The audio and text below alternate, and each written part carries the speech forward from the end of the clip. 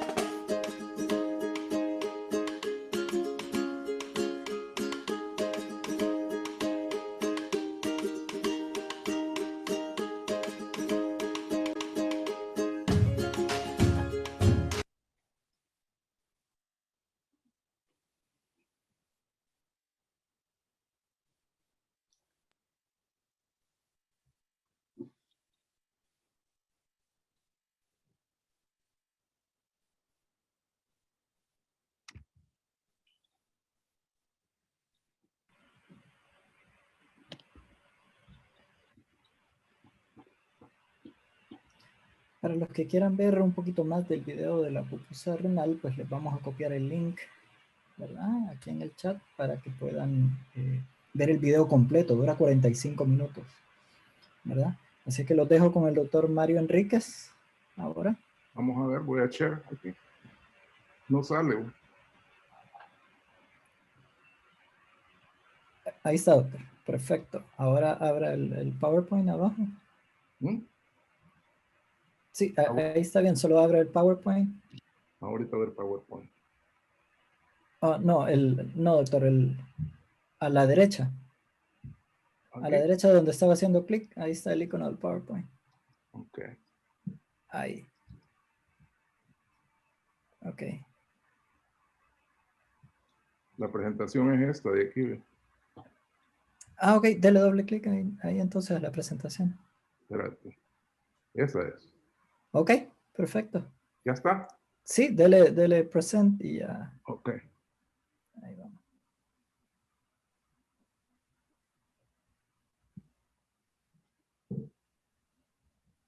Bueno, esta noche vamos a tratar de revisar la guía clínica para prevención de la enfermedad renal crónica. Nosotros, la insuficiencia renal crónica es un gran problema de salud que impacta de forma significativa a las personas afectadas, a la familia, a la sociedad y también a los servicios de salud. El problema es de que la enfermedad renal es asintomática y generalmente se detecta en etapas tardías y progresa de forma lenta. Definimos insuficiencia renal crónica cuando dura más de 3 meses.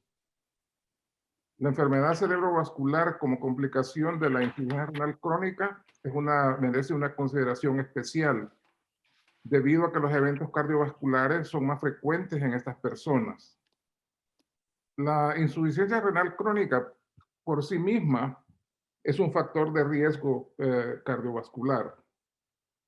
Tuvimos un artículo que se publicó en los anales de medicina interna, en el cual sale de que los pacientes con insuficiencia renal crónica tienen más factores de riesgo cardiovascular. Se recomienda adoptar la clasificación de la insuficiencia renal crónica propuesta por la Fundación renal de aquí de Estados Unidos, que se le llama etapa 1 cuando el filtrado glomerular es más de 90, etapa 2 cuando es entre 89 y 60, 3 entre 59 y 30, 4 entre 29 y 15, y menos de 15 ya el paciente ya hay que prepararlo para la diálisis y el trasplante renal. La clasificación, un filtrado glomerular menos de 60 por sí solo define la insuficiencia renal crónica. Si un filtrado glomerular es más de 60, el diagnóstico de la insuficiencia renal crónica se basa mediante evidencias de daño renal, como son marcadores urinarios, sanguíneos, imagen y tejido. El requerimiento de un periodo mínimo de 3 meses en la insuficiencia, en la definición de insuficiencia renal crónica, implica que las alteraciones deben ser persistentes, habitualmente y progresivas. Nosotros en la clínica vemos más pacientes en etapa tercera, etapa 3, o sea, el filtrado glomerular menos de 60, pero más de 30. Los pacientes con 1 y 2 generalmente son manejados por el médico primario o el médico familiar. El propósito de esta guía que estamos haciendo es tratar de prevenir la insuficiencia renal crónica en la población en general.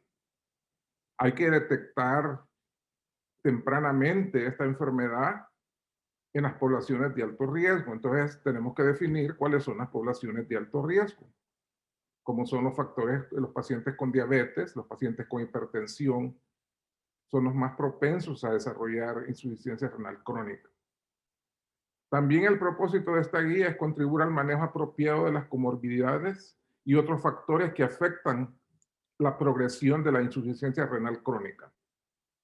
Definir las características y la oportunidad en que un determinado paciente debe ser evaluado y eventualmente manejado por el médico especialista.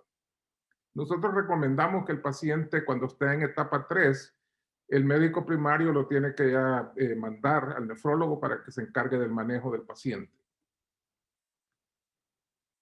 La prevención primaria, como dijimos, la población de alto riesgo incluye a las personas con diabetes, hipertensión, enfermedad cardiovascular. Cuando en la familia existe historia de enfermedad renal, en los familiares de primer grado, sea el padre, la madre, hermano o hijos. Historia personal de infecciones urinarias, obstrucción o cálculos urinarios.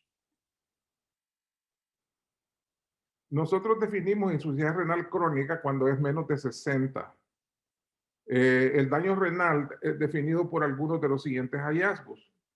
Generalmente el examen de orina, lo que vamos a ver es albuminuria o microhematuria, o vamos a ver anormalidades estructurales, vamos a ver cilindros también. Enfermedad renal probada histológicamente, generalmente pacientes que no sabemos la causa, le hacemos una biopsia renal. En los pacientes diabéticos, generalmente yo no hago biopsia renal porque la nefropatía diabética se puede definir clínicamente. Estos criterios definen la insuficiencia renal crónica independiente de su causa y deben estar presentes por más de 3 meses. Un valor estimado de filtrado glomerular inferior a 60 mililitros por minuto debe ser confirmado con el resultado de un nuevo examen dentro del plazo de 1 mes. ¿Cómo usted va a manejar este paciente? Difiere en los países que usted se encuentra. Nosotros aquí en mi clínica, estos pacientes con estadio 3, los vemos cada 3 meses y los evaluamos cada 3 meses. Ahí en El Salvador puede ser que se evalúen 2 veces al año estos pacientes. Para medir el filtrado glomerular, nosotros usamos fórmulas matemáticas para el cálculo del filtrado glomerular. Hay uno que es por Davita, en el cual se calcula de acuerdo a la edad, a la creatinina sérica, al género, o si el paciente es afroamericano o no, y después se calcula. Por ejemplo, en este paciente tenía un valor de 33 mililitros por minuto, y entonces es estadio 3B de enfermedad renal crónica. Eso es bien importante, decirle al paciente en qué estadio está, porque cuando le tienen que hacer, por ejemplo, si le van a hacer un cateterismo cardíaco o le van a dar un colorante, así el paciente ya sabe que tiene insuficiencia renal y le puede comunicar al cardiólogo o al médico intensivista que tiene problema con los riñones para que él tome las medidas adecuadas para no agravarle más la insuficiencia renal.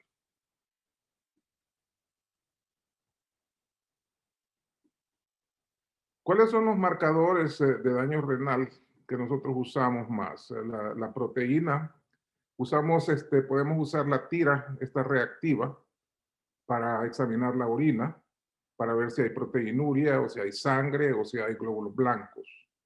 O se puede medir la albúmina total. O se puede medir la razón entre la albúmina y la creatinina. El sedimento urinario es bien importante para hacer el diagnóstico. Eso todos los médicos primarios deben de aprender a interpretar el examen de orina, porque con el examen de orina se puede hacer mucho y diagnosticar, por ejemplo, las enfermedades glomerulares rápidamente.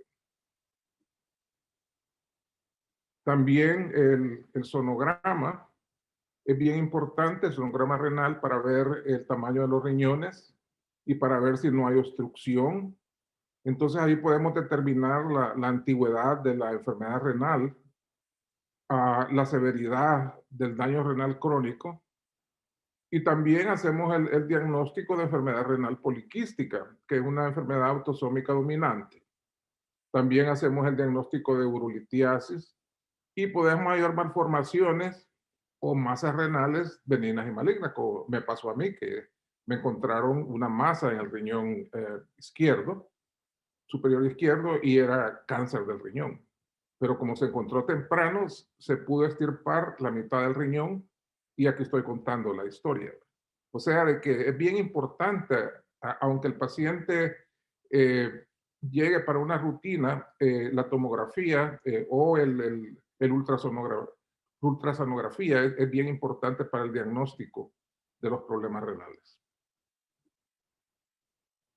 ¿Cuál es el tratamiento? El tratamiento va a depender de la causa, ¿verdad?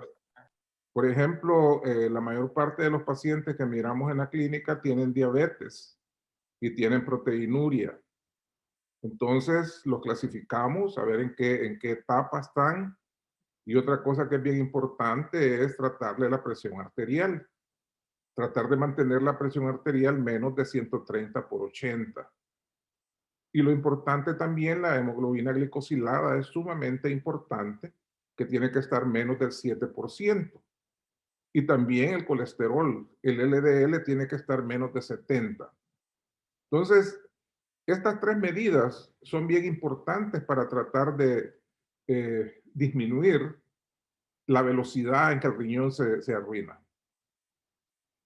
Entonces, la diabetes en la etapa 1 y 2, generalmente el paciente tiene microalbuminuria y generalmente el tratamiento de estos pacientes es con la presión arterial, se maneja con inhibidores de la ECA o de la angiotensina receptor blockers. Y también se puede considerar el uso de diuréticos para intensificar el control metabólico. El objetivo es reducir otra vez la presión arterial menos de 130/80 y la hemoglobina 1C menos del 7 y el colesterol menos de 70, el LDL colesterol. Entonces, en algunos países, pues los pacientes los miran cada 6 meses, pero nosotros en la clínica de nosotros de nefrología lo vemos cada 3 meses. Y si el paciente tiene un filtrador glomerular más de 60, pero tiene una proteinuria marcada o tiene alteraciones en el sonograma, entonces en estos pacientes con una proteinuria más marcada, la presión arterial tiene que controlarse un poquito mejor, a menos de 125/75. De ahí la hemoglobina glicosilada lo mismo, menos del 7%, y el colesterol LDL menos de 70. Y también el nefrólogo tiene que participar en el manejo de este paciente. Ahora, cuando el paciente está en estadio 3 y el filtrado glomerular está entre 30 y 60, otra vez usamos los inhibidores de la ECA o de los bloqueadores de la angiotensina, de los receptores de la angiotensina, y intensificar el control metabólico. Presión arterial menos de 125/75, hemoglobina glicosilada menos de 7 y colesterol LDL menos de 70.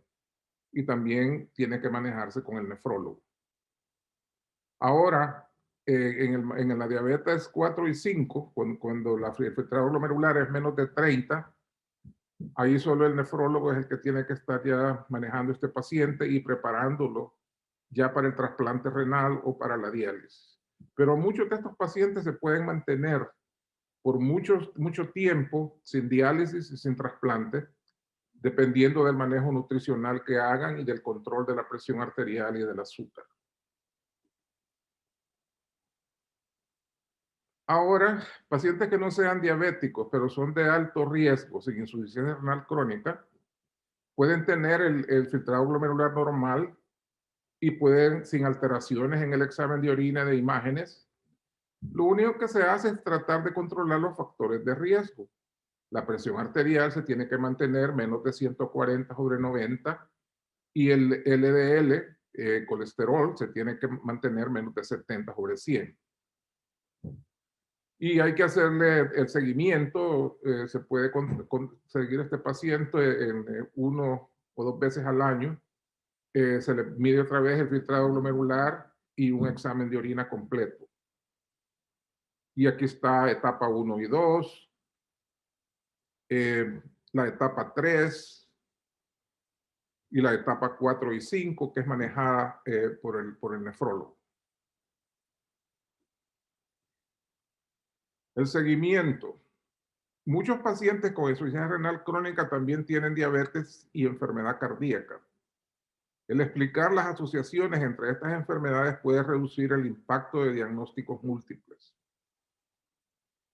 Asegurarse que los pacientes entienden las implicaciones del diagnóstico de la insuficiencia renal crónica y su rol en el autocuidado. Identificar recursos a nivel de la comunidad para apoyar a los pacientes a través de la entrega de información, desarrollo de habilidades y apoyo en el manejo de su condición. Hacer un monitoreo periódico de los parámetros clínicos y de laboratorios relevantes en las personas con insuficiencia renal crónica. En los pacientes con estadio 3 y 4, la nutricionista renal juega un papel bien importante en el manejo de estos pacientes, porque sin ellas, estos pacientes entrarían más rápido en diálisis. Ahora vamos a ver cómo se maneja el paciente con insuficiencia renal crónica en el primer nivel de atención. Por ejemplo, tenemos que identificar y tamizar a poblaciones de alto riesgo. Identificación de factores de riesgo. Esto lo hacemos a través de una evaluación clínica, la anamnesis y el examen físico, exámenes de laboratorio, la creatinina plasmática para estimar la velocidad del filtrado glomerular, seguir ecuaciones de Cockcroft-Gault o MDRD. Exámenes de orina en muestra aislada para detectar proteinuria y si es negativa realizar microalbuminuria en diabéticos. Si el filtrado glomerular está a más de 60 mililitros por minuto y exámenes de orina están normales, entonces si hay declinación, si hay declinación de la función renal, entonces hay que revisar todas las medicinas que el paciente toma y descontinuar las drogas nefrotóxicas, repetir exámenes para confirmar las alteraciones y se le hace también una ultrasonografía para investigar causas anatómicas y obstructivas de difusión renal. Pero si no cambia el filtrado glomerular, hay que controlar el filtrado glomerular, la presión arterial y exámenes de orina cada 2 años, control anual en pacientes seleccionados, particularmente en diabéticos e hipertensos. Entonces, hay otros procedimientos que se pueden hacer cuando el paciente tiene filtrado glomerular entre 30 y 59. Otra vez se descontinúan las drogas nefrotóxicas, se repiten los exámenes, se hace una ecografía y se hacen otros procedimientos diagnósticos de mayor complejidad. Requieren la participación del especialista. Referir al nefrólogo o internista según disponibilidad de recursos o normativas internas. Hematuria microscópica aislada puede requerir el urólogo. Nosotros hacemos citología también en estos pacientes para detectar cáncer de la vejiga o cáncer del riñón.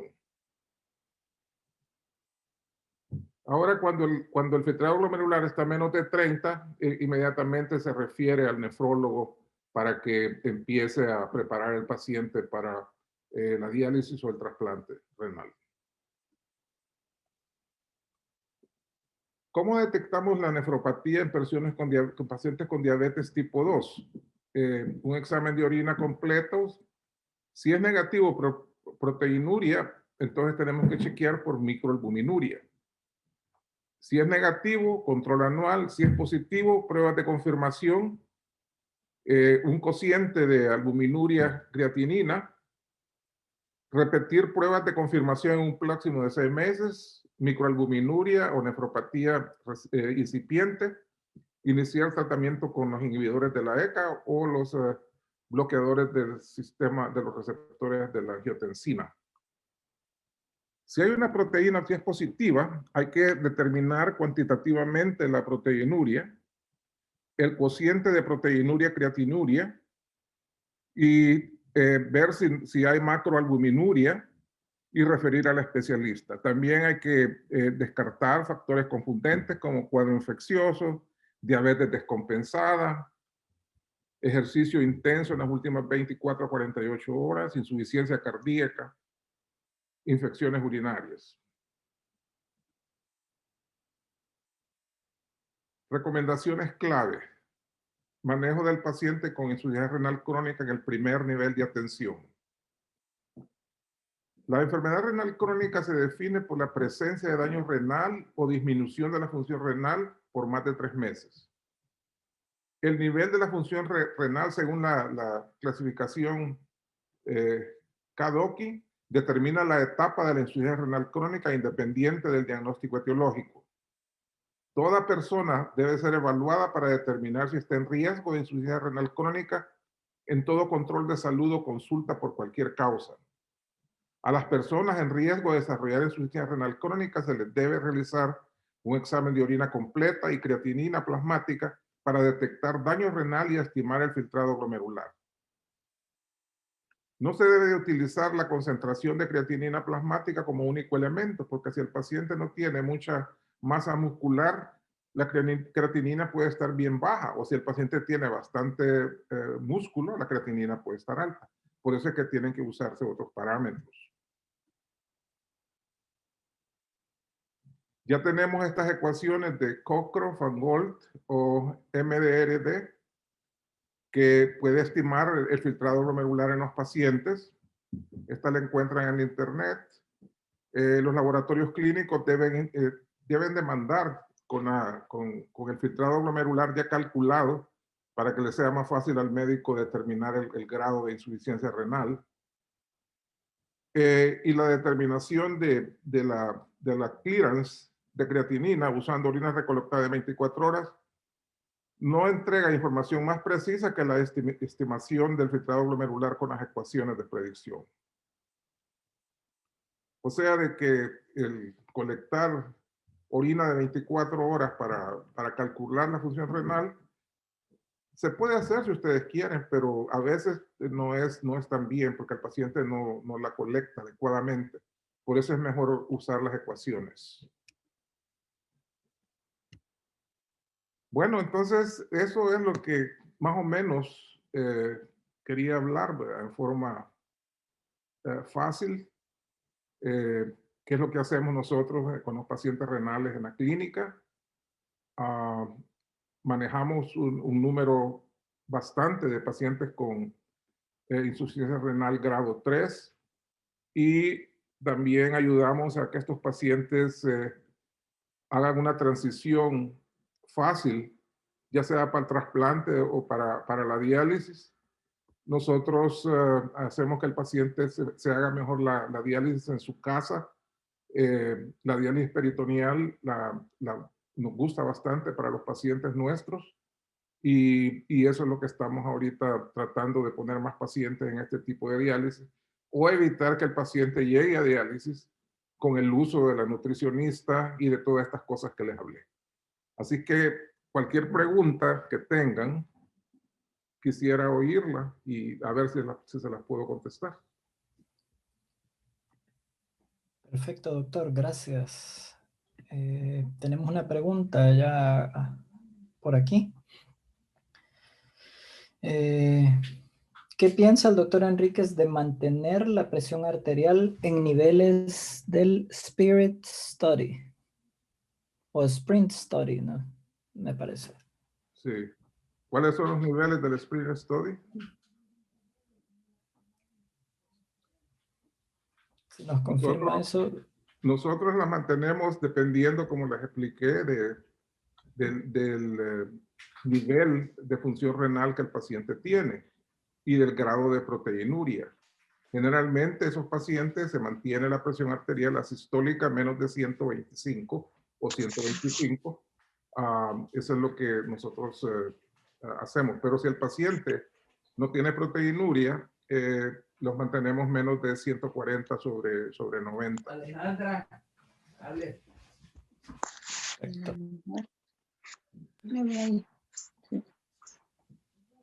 Buenas noches. Si tiene una pregunta, bienvenida. Adelante. Adelante. Los demás también, si quieren hacer sus preguntas a través del micrófono, son bienvenidos, ¿verdad? O a través del chat. Con gusto le leemos aquí las preguntas al doctor. Adita Orellana, nuestra nutricionista, si está por ahí, si quiere decir algo también, pues bienvenida respecto a la pupusa, ¿verdad? Si tienen preguntas sobre la pupusa renal, pues también son bienvenidas.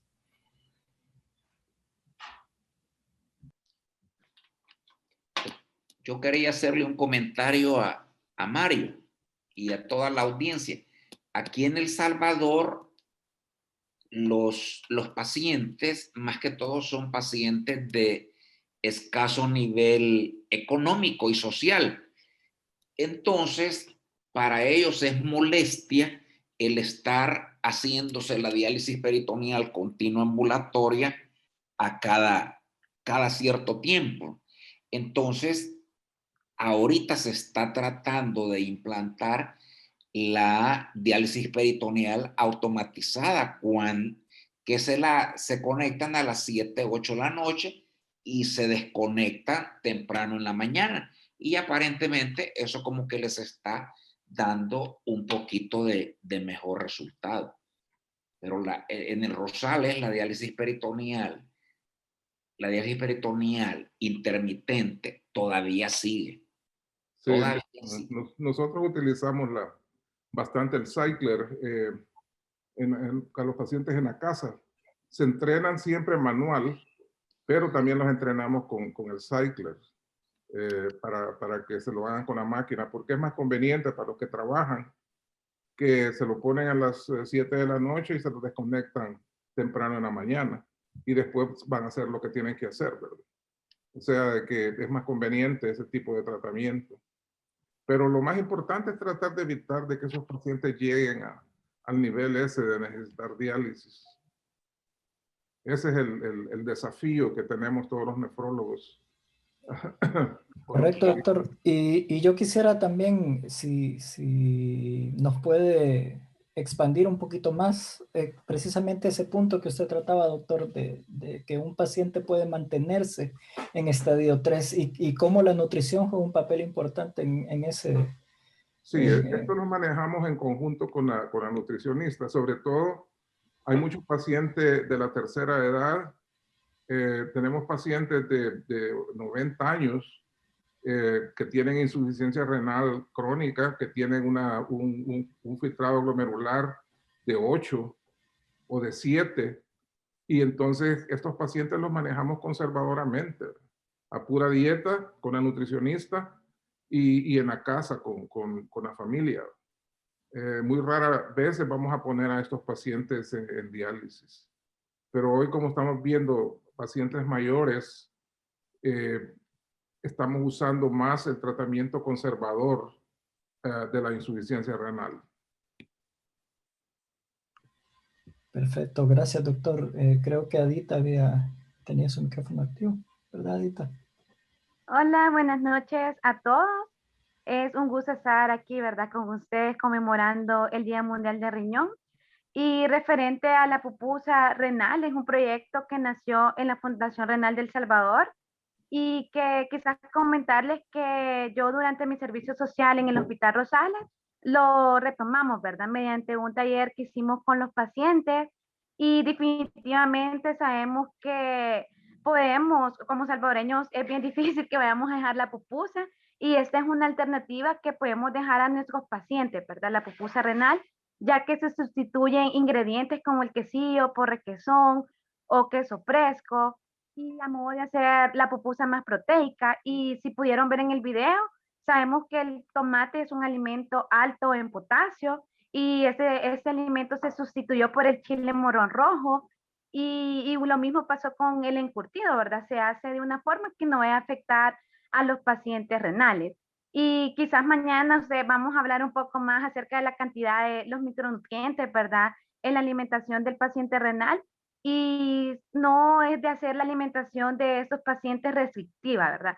Sino que es nosotros como nutricionistas y como muy bien lo decía el doctor, ¿verdad? Ahora en su ponencia al final, es importante que los pacientes desde el primer momento que les diagnostican la enfermedad renal crónica sean referidos donde el nutricionista para evitar, ¿verdad? La progresión del daño renal.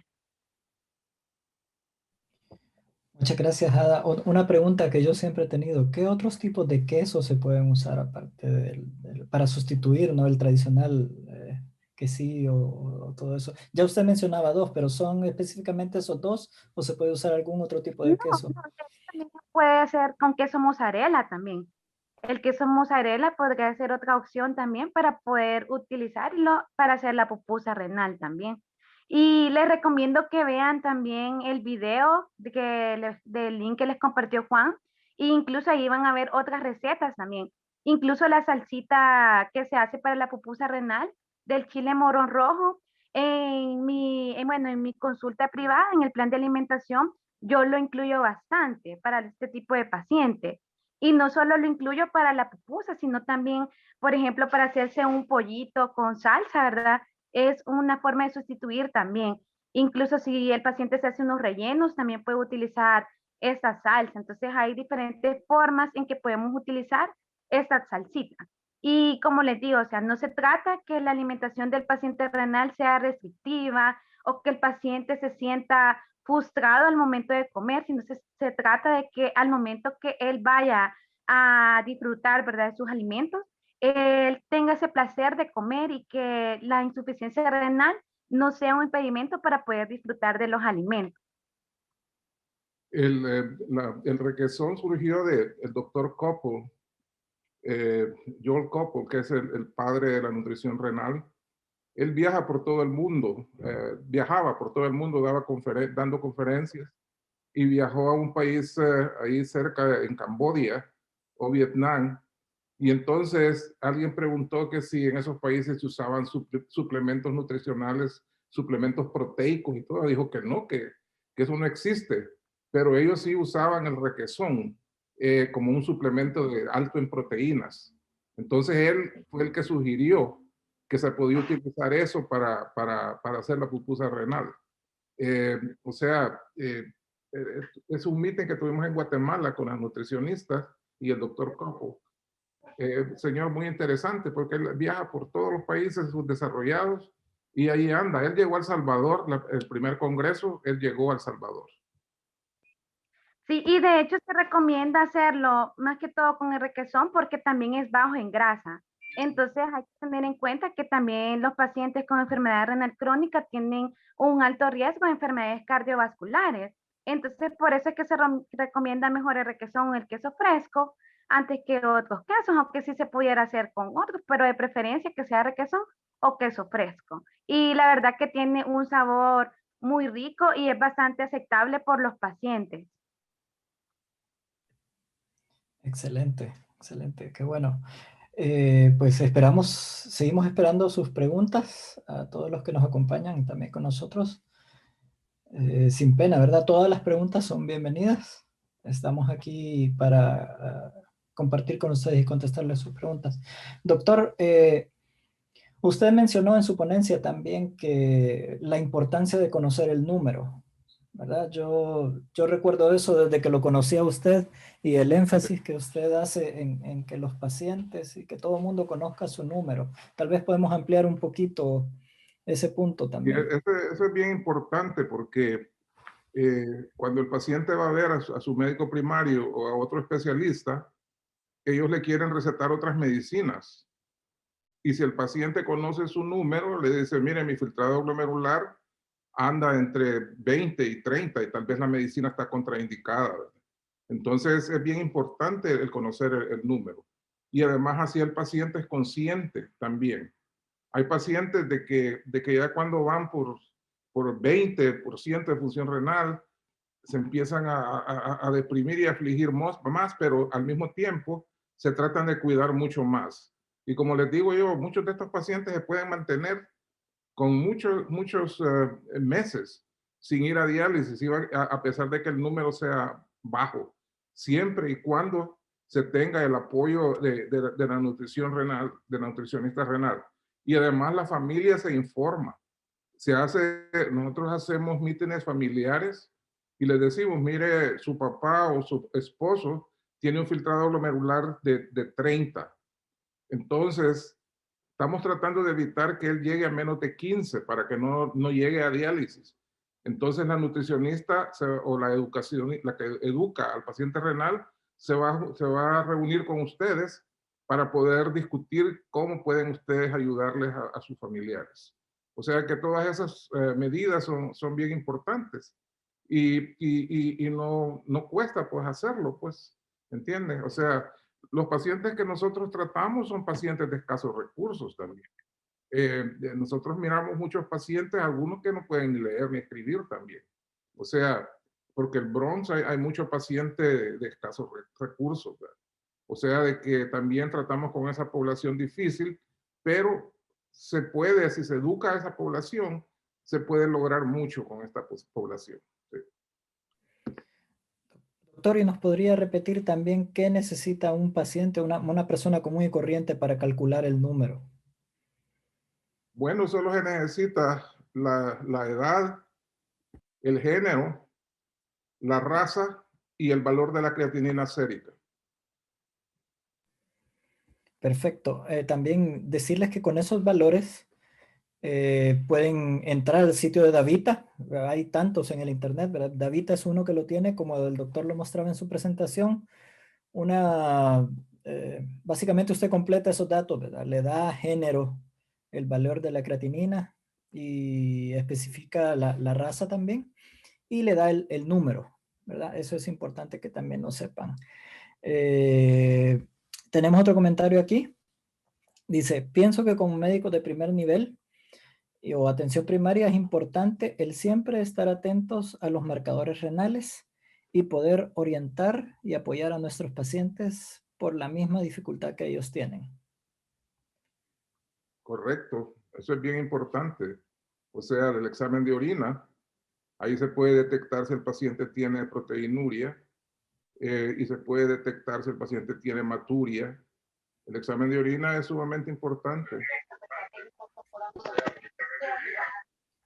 Excelente. Hola Juan. Hola, Fernando, ¿cómo Hola, estamos? hola. Aquí mira, queriendo meter la cuchara un momento. Dale. Sí, sí, como es que, pues como estamos viendo el tema principalmente de la prevención, ¿verdad? Que es la enfermedad renal. Entonces, estaba viendo y quería medio sondear qué tipo de personas tenemos ahora aquí en la audiencia, ¿verdad? O sea, imagino que habemos personal de salud en todo aspecto. Entonces, yo más como dar mi opinión por mi experiencia, como médico de atención primaria, yo recuerdo, yo hice mi año social en San Jacinto, en una comunidad que realmente tenía moderados recursos. Y sí teníamos bastante problema con los pacientes renales. De hecho, yo por lo mismo de la fundación siempre estaba bien pendiente con ellos, de generar sus exámenes y darles el apoyo, especialmente orientarlos, que es importante ir a sus consultas, a sus controles, a la prevención de las enfermedades de hipertensión y diabetes. Entonces, parece algo sencillo, ¿verdad? Pero en el momento del día a día, y lo digo por los médicos que están así en consulta primaria, se te va, se te olvida en algún instante y no lo percatas. Entonces, por eso hacía el comentario, que siempre es importante el estar atento a eso y tomarnos un tiempo, especialmente con los pacientes de ya edad avanzada, ¿verdad?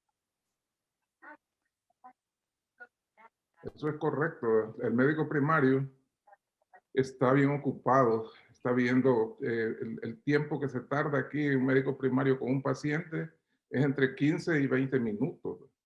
Entonces, es bien difícil tener un paciente difícil, renal, y estarle dando orientación con el tiempo tan reducido que les deja. O sea, por eso es que es bien importante tener otros grupos que lo apoyen, ¿verdad? Por ejemplo, a veces hay grupos de médicos que tienen educadores renales o educadores en diabetes, donde esos pacientes se pueden referir. El médico lo mira, le mira las cosas en general y después se refieren a esta gente para que siga pues tratando con el paciente y tratarle de ayudar más con la enfermedad crónica. Pero ese es un desafío para el médico. Aquí en los Estados Unidos también. El médico primario es sumamente ocupado y los especialistas también. O sea, uno tiene que disminuir pues, el número de pacientes que va a haber para poder dar los servicios adecuados. Excelente, doctor. Gracias. Tenemos tres preguntas más ahorita, sí, pero sigan mandando sus preguntas que para eso estamos acá.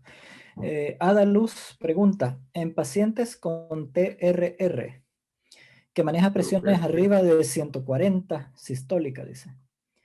¿Pero qué es Responden... TRR? Ada, ¿me tendría que confirmar que es TRR, por favor? ¿Terapia de reemplazo renal? Ok, perfecto. Entonces, en pacientes con terapia de reemplazo renal, de reemplazo renal, perdón, que maneja presiones arriba de 140 sistólica, ¿responden todos los IECA o ARAI de igual manera o tiene alguna preferencia? Bueno, nosotros en los pacientes que están en diálisis, usamos los inhibidores de la ECA y los bloqueadores de los receptores de angiotensina, pero con cautela, ¿verdad? Porque acuérdense que estos retienen bastante potasio. Entonces tenemos que estar seguros que el paciente tenga el potasio bien controlado. Pero usamos bastante los bloqueadores de calcio en estos pacientes también. O sea, hay otras alternativas. Pero acuérdese también de que en la fisiopatología de la presión arterial, que si usted está ultrafiltrando al paciente durante la diálisis, eso hace que se estimule el sistema renina-angiotensina y eso puede ser porque algunos pacientes, en lugar de que la presión se les vaya para abajo con la diálisis, la presión les aumenta más. Entonces, en esos pacientes estaría indicado usar un indicador de la angiotensina para ayudar a ese paciente. O sea, uno tiene que evaluar al paciente porque no todos los pacientes responden igual. La mayor parte de los pacientes, la presión arterial que tienen alta es debido a la gran cantidad de líquidos que tienen. O sea, esa expansión del volumen, lo que causa la presión arterial.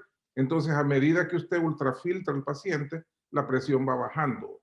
Pero hay un grupo de pacientes que en lugar de bajar la presión, cuando usted ultrafiltra, le aumenta. Y eso es debido a la estimulación del sistema renina-angiotensina. Entonces, en esos pacientes usted puede usar los inhibidores de la ECA ahí, en esa situación. Pero en general nosotros usamos bastante la amlodipina, la nifedipina en esos pacientes, ¿verdad? Excelente. Gracias, doctor. Ok. Excelente. Las siguientes dos preguntas de parte de Víctor Cuellar. Dice, buenas noches, tengo dos preguntas. En cuanto a diálisis para una persona de escasos recursos, ¿qué tan accesible es? Y la pregunta número 2, en el país, ¿qué tanto se vela para la prevención de la enfermedad renal? Y si se tiene como un sondeo de cuántos pacientes renales hay actualmente. Esa se la dejo al doctor Ticas. Bueno, el total de pacientes en diálisis en hospitales nacionales ronda alrededor de 700 pacientes. Están en diálisis peritoneal cerca de los 2/3. Sin embargo, así como dice el doctor Enríquez, es que la terapia de sustitución renal no es nada más que el fallo de la prevención.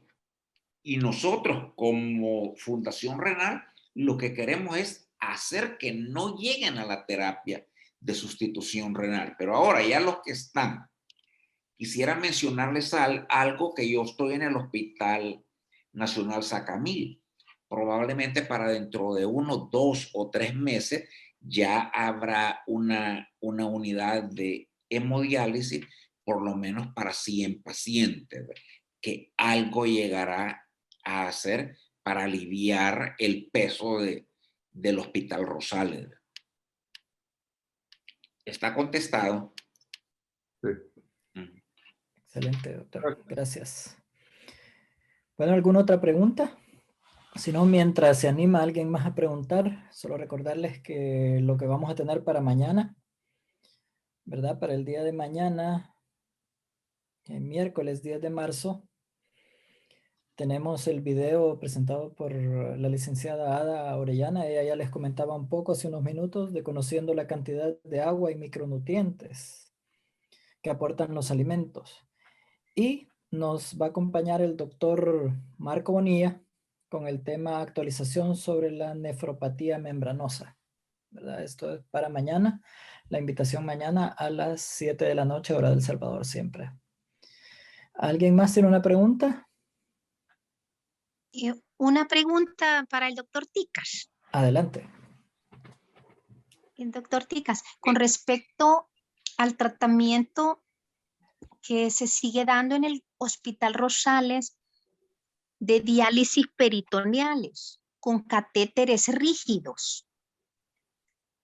¿Qué le parece a usted? ¿Cómo podría tal vez mejorarse? Porque esto de los catéteres fijos tienen más efectos dañinos para el paciente o complicaciones. Y me estaban comentando que en los hospitales de San Miguel ya no se están usando catéteres rígidos para las diálisis peritoneales. Sí. No sé si usted sabe, doctor. Sí, claro. Los hospitales regionales como San Miguel, Santa Ana y Usulután aparentemente están tomando la ventaja de nefrología a como la hacen en el Hospital Rosales. Yo desde 1978 no he puesto un catéter rígido porque ya no se utiliza en la mayoría de los pacientes. Se utiliza en los países quizás paupérrimos como somos nosotros, pero no deberían de utilizarse. Todos deberían de tener un catéter blando, un catéter de Tenkov, pero no solo tener el catéter. Las diálisis peritoneales intermitentes ya no son un escoge. Deberíamos de tenerlos a ellos con cualquier tipo de diálisis peritoneal, pero menos la intermitente. Esperemos que al abrirse las nuevas unidades periféricas podamos intentar aumentar la cantidad de pacientes de terapia de sustitución renal que se encuentren en diálisis peritoneal. Entonces, esa sería la ventaja. Pero sí, doctora, tiene razón, no se debe de utilizar. Sí, yo me acuerdo. Muchas gracias, doctor. cuando tú viniste de México, tú empezaste a utilizar los catéteres Tenco. Hasta tú hacías los catéteres. Tú los hacías para que los pacientes no tuvieran catéteres rígidos. Y eso fue hace una gran cantidad de años. Así que eso ya lo deberían de ir abandonando. Claro. Excelente, gracias. ¿Alguna otra pregunta de los miembros aquí, de los asistentes que nos acompañan? ¿Verdad? Si no, como siempre, pues les recuerdo, mañana la cita a las 7 de la noche. Nuevamente nos juntamos acá. Voy a detener ahora la transmisión de Facebook. Un saludo a nuestros amigos de Facebook. Nos seguimos escuchando mañana. Y pues espero que estén disfrutando de estas ponencias que con gusto les traemos como Fundación Renal de El Salvador, porque como ya lo decían múltiples veces nuestros ponentes, lo que queremos nosotros es la prevención, que usted no tenga que llegar a diálisis, ¿verdad? Por eso todas estas charlas. Buenas noches a nuestros amigos de Facebook. Muchas gracias por acompañarnos. Muchas Gracias.